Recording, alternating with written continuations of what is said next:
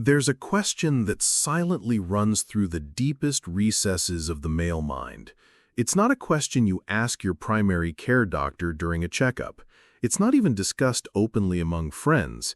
Yet it's there, present, persistent, ready to surface when night falls and the phone screen becomes your only confidant. It's one of those questions typed discreetly into search engines, accompanied by doubt and a certain embarrassment. What happens to my prostate if I masturbate every day? For some, this practice is seen as a harmless, almost automatic habit, part of a private routine. For others, it's a source of concern, guilt, or fear. Dozens of theories, alarming stories, modern legends, and pseudo-medical advice revolve around it, passed from person to person, from forum to forum. Some say that daily masturbation can irritate the prostate, cause chronic inflammation, and in the worst cases, contribute to the onset of cancer. The implicit message is always the same. If you do it too much, you'll hurt yourself. But is that really the case? Or is it just another taboo, fueled by ignorance and an educational vacuum? Before we continue, if you're interested in men's health and want to confront truths that are often ignored, I invite you to support this project with a small gesture. Hit the like button, subscribe to the channel, and turn on notifications so you don't miss our next videos. And if you want to demonstrate your commitment to your own intimate well-being, write this motivational phrase in the comments right now. I take care of my intimate health every day. It's a simple gesture, but it can make a difference. Now, let's get back to the initial question. To fully understand the effects of daily masturbation on the prostate, we first need to get to know this gland and how it works. The prostate is a small, walnut-sized organ located just below the bladder and in front of the rectum. Despite its small size, its function is essential. It produces the seminal fluid that, when combined with sperm from the testicles, makes up semen. It's a key element in reproduction, but also something to keep an eye on, especially as we age. As the years go by, the prostate can become a source of discomfort, pain, urinary problems, and in the worst cases, serious conditions like benign prostatic hyperplasia or the dreaded prostate cancer. It's understandable, then, that any practice that might affect its condition is viewed with suspicion. This is the origin of the unfounded but widespread idea that frequent masturbation can wear out the gland, overstimulate it, inflame it, or even increase the risk of disease. These beliefs have become deeply rooted in our collective culture. In the past, they were spread through moralistic messages, disguised as health advice. Don't do it, it's bad for you. Or it's something to avoid if you want to stay healthy. And for decades, no one really tried to refute them.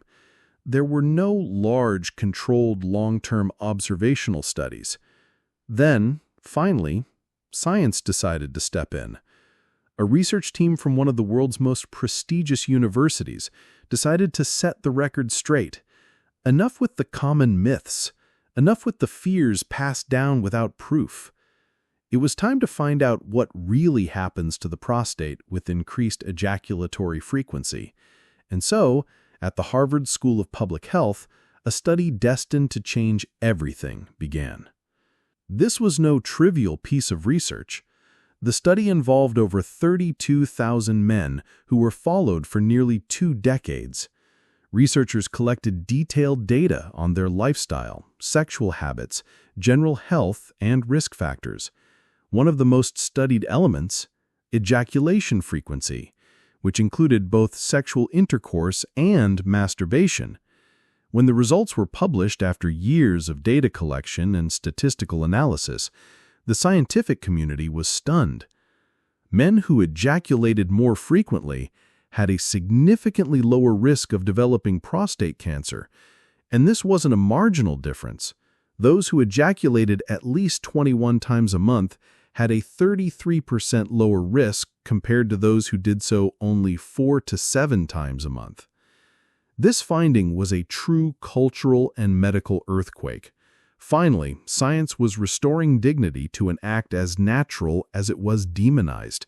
Masturbation, so often criticized, whispered about, and avoided, was revealed to be a potential ally in prostate cancer prevention.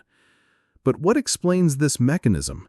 Why can such a simple and biologically normal activity have such significant effects on such a delicate gland? One primary explanation comes from the so-called prostate stagnation hypothesis. The prostate is crisscrossed by small ducts and channels where secretions can accumulate.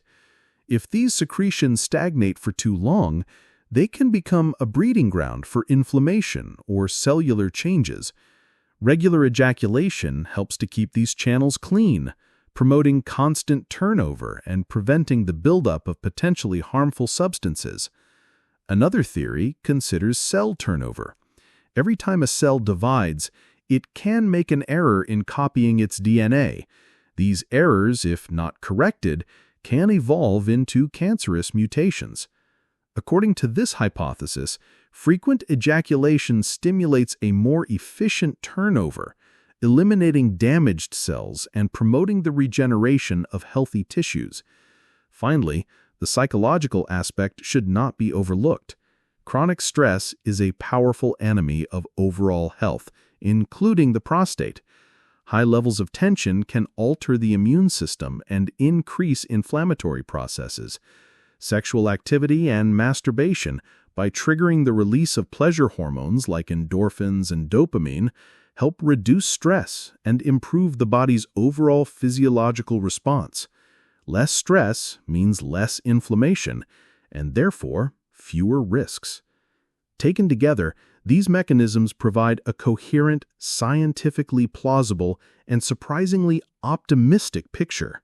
Regular ejaculation is, for all intents and purposes, a useful practice for maintaining prostate health. Of course, it must be part of a broader context of physical well-being, but it still represents a simple, free, and natural tool for preserving the gland's function. And this is only the first part of our journey.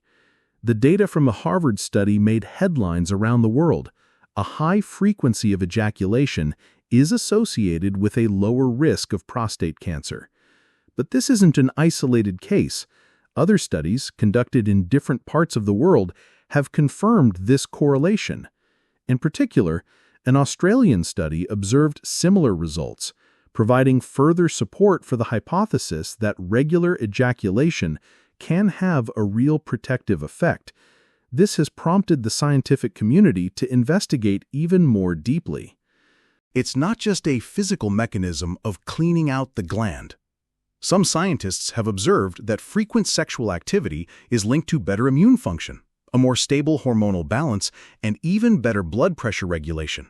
In a way, masturbation and ejaculation in general can be seen as a multifactorial activity that positively stimulates several systems in the body.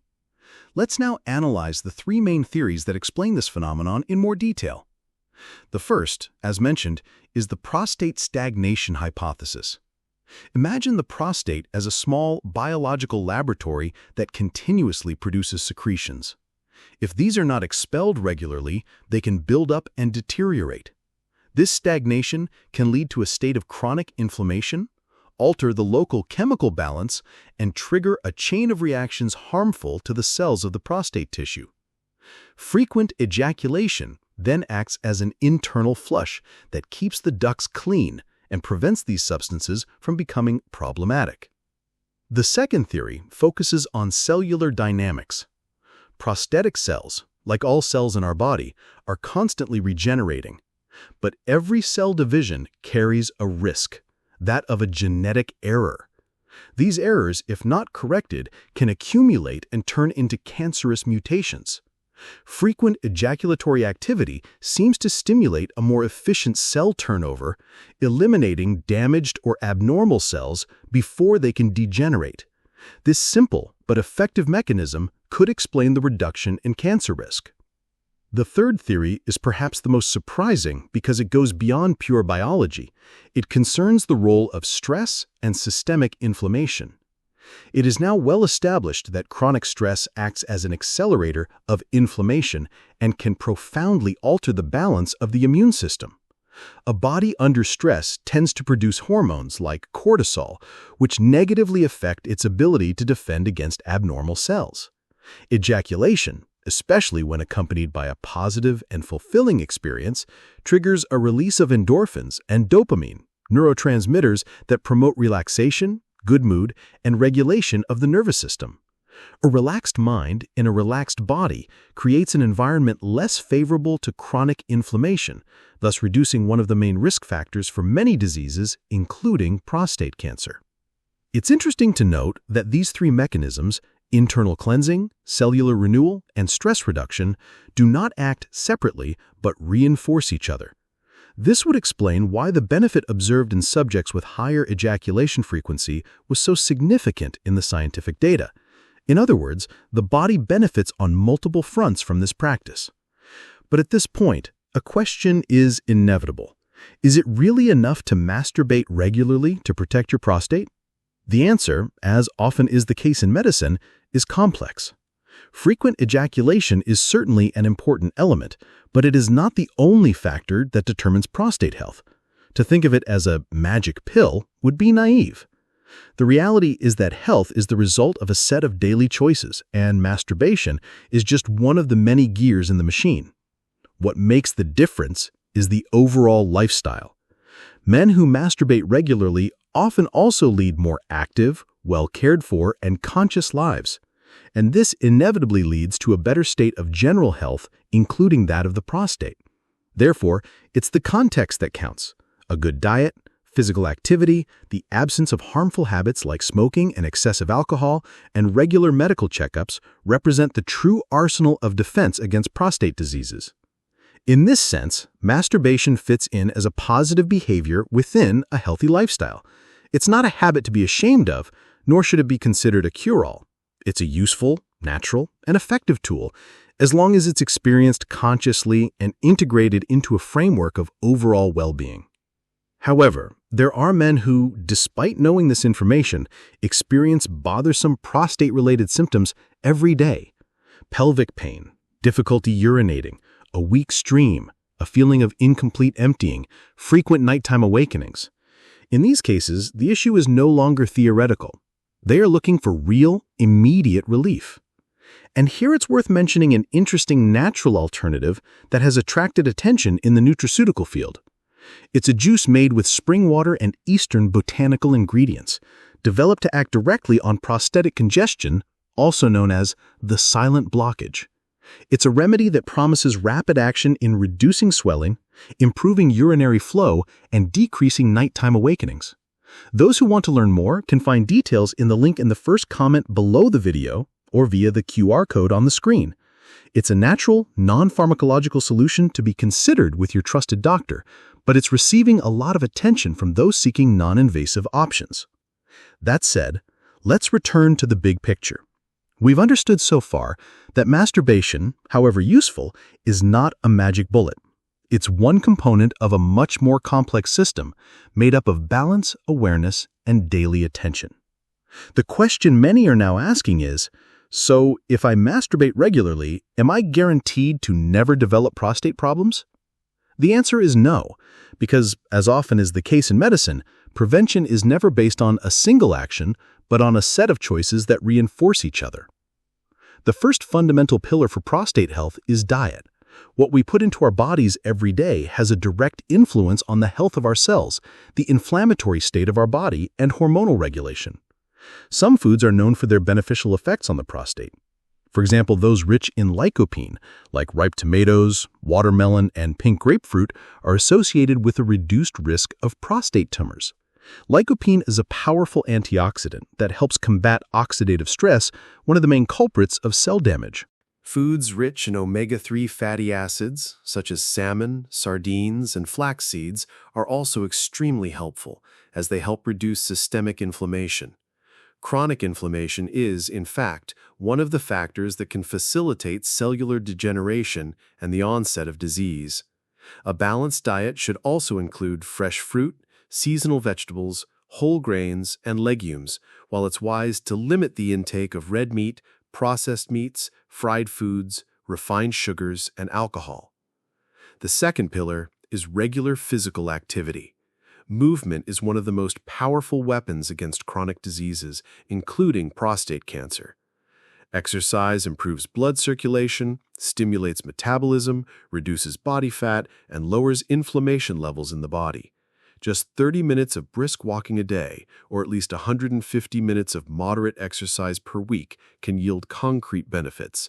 You don't need to become an athlete. Even small changes in your daily routine can make a big difference. Choosing the stairs instead of the elevator, walking instead of taking the car for short trips, stretching in the morning, all of this helps. The third key element is avoiding harmful behaviors. Cigarette smoking is one of the main risk factors for many diseases, including urological ones. The toxic compounds in smoke not only damage the lungs, but also circulate throughout the entire body, weakening the immune system and promoting cellular mutations. Alcohol abuse can also alter hormonal balances and damage prostate tissue. Reducing or eliminating these habits is one of the greatest gifts a man can give his health. And finally, an aspect that is too often overlooked, active prevention through medical checkups.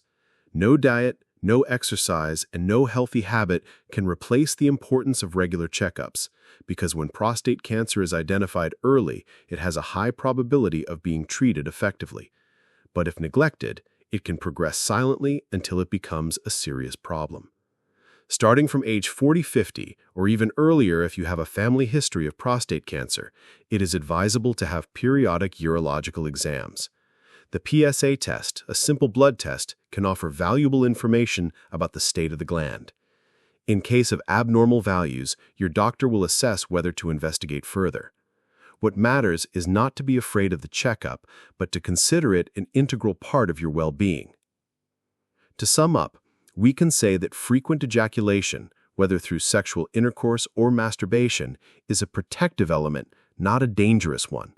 But it must be accompanied by a healthy lifestyle, a rich and varied diet, daily movement, the absence of toxic habits, and active prevention with your doctor. Only by putting all these pieces together is it possible to build a future free from anxiety, discomfort, and, hopefully, prostate diseases. And this is the most powerful message of all. There is nothing wrong with taking care of yourself, even in the most intimate and invisible parts of the body. Sexual health is not separate from general health. It is part of a whole. And understanding the importance of the prostate, learning to listen to it, protect it, and support it means taking an important step towards your own longevity and quality of life. So let's stop being ashamed. Let's stop fearing the false myths and start facing reality.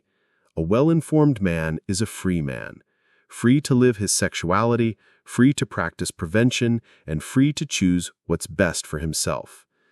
So yes, masturbating every day is not only safe, but can tangibly contribute to maintaining prostate health when part of an overall framework of well-being. It is not a vice, not a weakness, not a danger. It is part of a physiological balance that science now clearly confirms. And the more we talk about it openly, the more we help other men overcome fear, silence, and confusion. If you found this deep dive useful, please support our work. Give this video a like, subscribe to the channel if you haven't already, and hit the notification bell to get more content that debunks false myths about men's health. And if you want to help us bring this information to more people, you can also support us with a super thanks below the video. It's a small gesture that allows us to continue offering serious, clear, and science-based content. Your health is your freedom, and freedom is built every day, one choice at a time.